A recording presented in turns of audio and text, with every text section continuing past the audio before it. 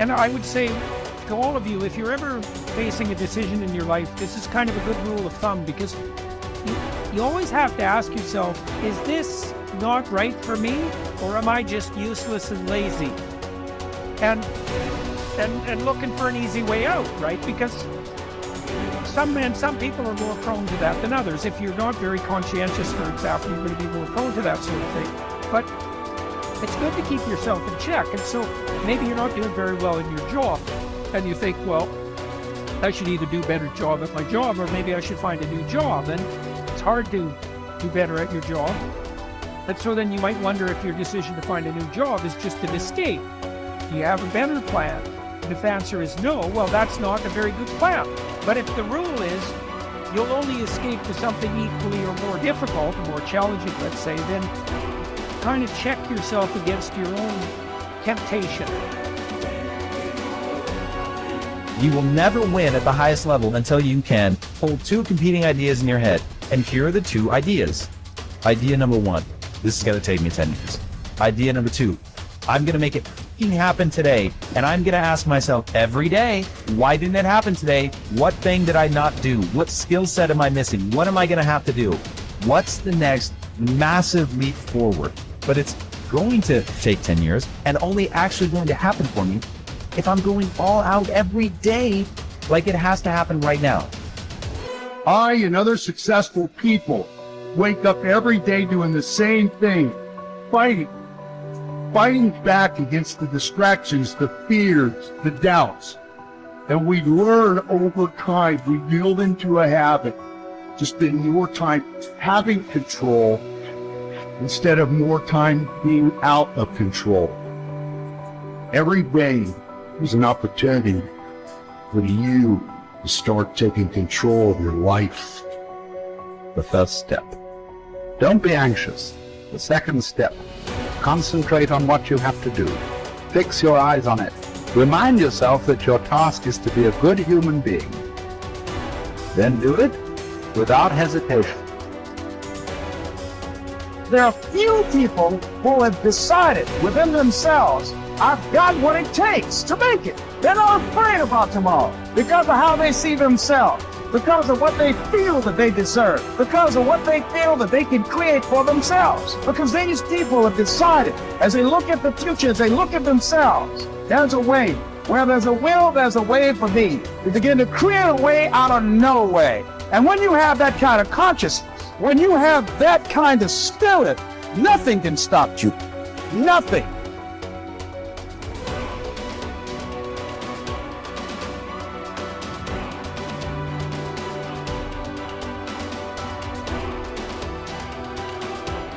At dawn, when you have trouble getting out of bed, tell yourself, I have to go to work as a human being.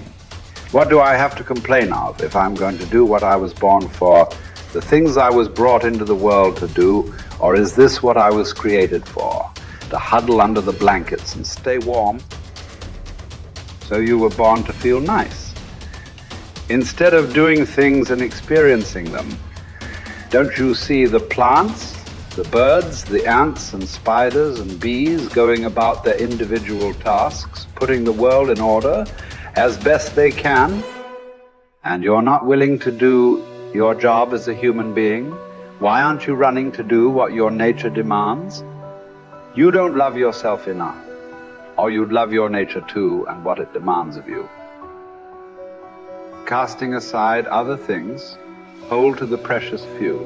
And besides, bear in mind that every man lives only the present, which is an indivisible point, and that all the rest of his life is either past or is uncertain.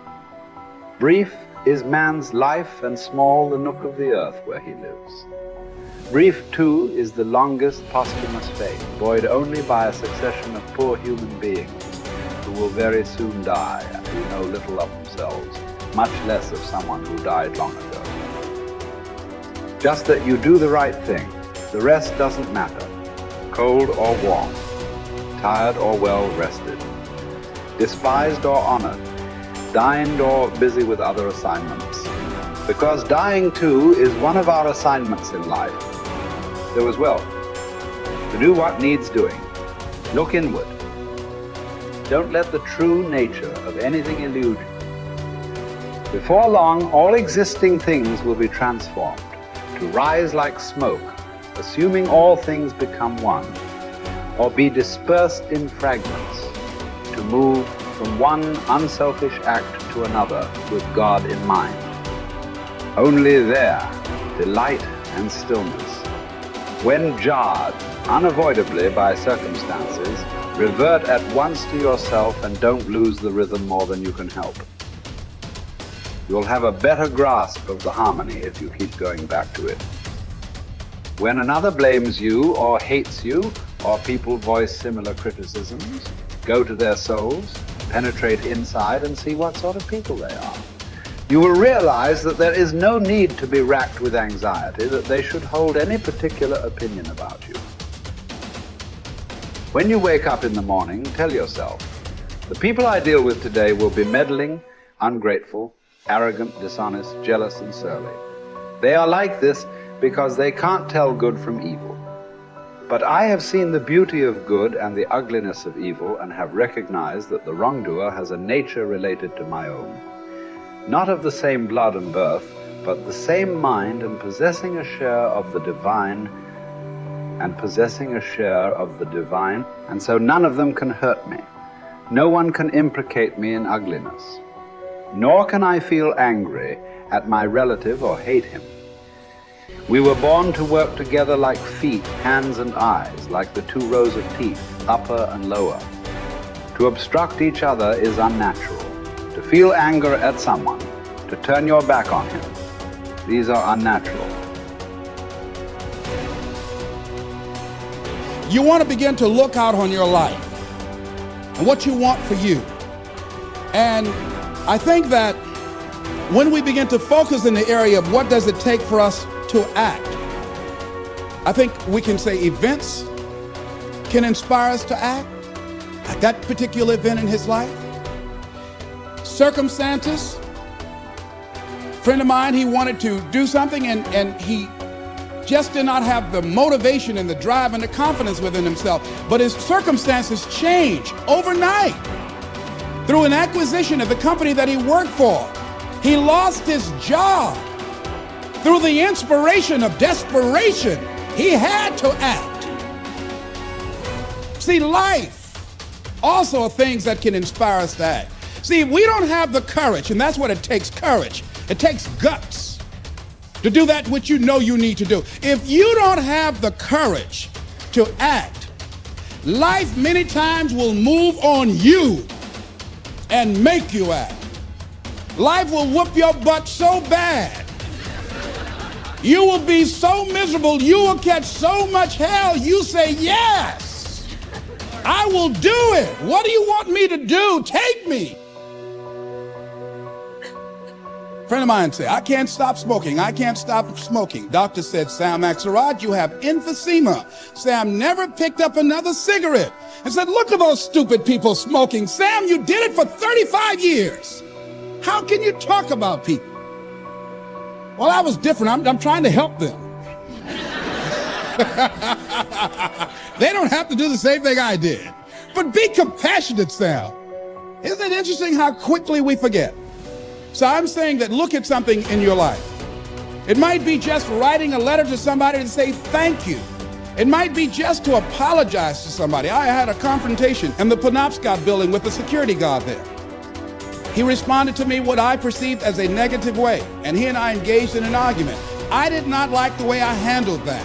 I avoided going through the front door for a long time because I didn't want to face him. Finally, I decided to act, and I went up to him and said, I want to apologize to you for the way in which I handled this argument we had the other day. I was wrong. I hope you accept my apology. He said, I do. And I said, thank you very much. I felt relieved. Now, when you decide to act, it's not always going to be like that. A friend of mine did some work for me. It was below par, to say the least. I knew that this guy was capable of doing better work. I knew that he also had a fragile ego. So I was trying to think of what is the most sensitive way in which I can share this information with him.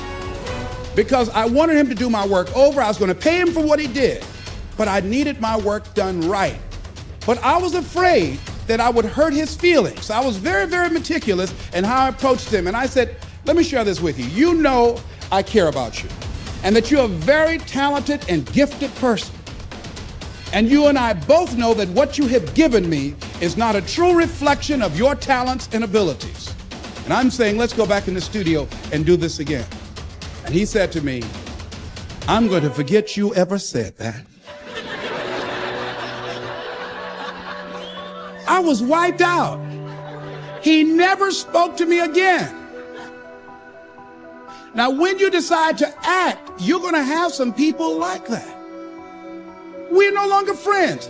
I lost sleep over that, ladies and gentlemen. I said, I can't believe that. I remember sitting up one night looking at the phone. I said, I gotta call him. He said, no. And I said, no, forget that. I called, man, look here, we've been knowing each other for too long to allow this to come between us. He said, don't call me anymore, and hung up. And then I wanted to think about what can I do to make it up to him? And then something came to me, Les, what do you have to prove? See, many things we don't do is because of the fact we want people to like us. There's some necessary losses in life. When you decide acting in your best interest, you're going to lose some friends. Everybody's not going to approve of you. There's some people that won't like you. Who do you think you are? You're arrogant. What do you think you can do? You think you can get away with that? You're selfish. Thanks, I got that. It's my life. And so what I'm saying to you is that as you begin to look out on your life, this is challenging. This is not easy acting. So what are the things that we can begin to do to harness our will? Number one, you've got to bring it out and look at it. You've got to take the power out of it. You've got to expose it to the truth. And the truth is that it has no power over you. So write down something you want to act on, but for some reason that you've been holding back, and look at it. The next thing is, ask yourself the question, is it helping you to continue to put it off? If it's an asset for you to continue to procrastinate, then continue to do that. But if it's a liability for you, if it's causing you some mental and some emotional challenges, or perhaps a financial problem, look at that. Examine that for what it is. Next step, ask yourself, what's blocking you? What's preventing you from acting? Why don't you have the courage to handle that? Why won't you face that? What are you running away from? What kind of avoidance behavior are you engaged in? Next is, what is the worst thing that can happen when you take action?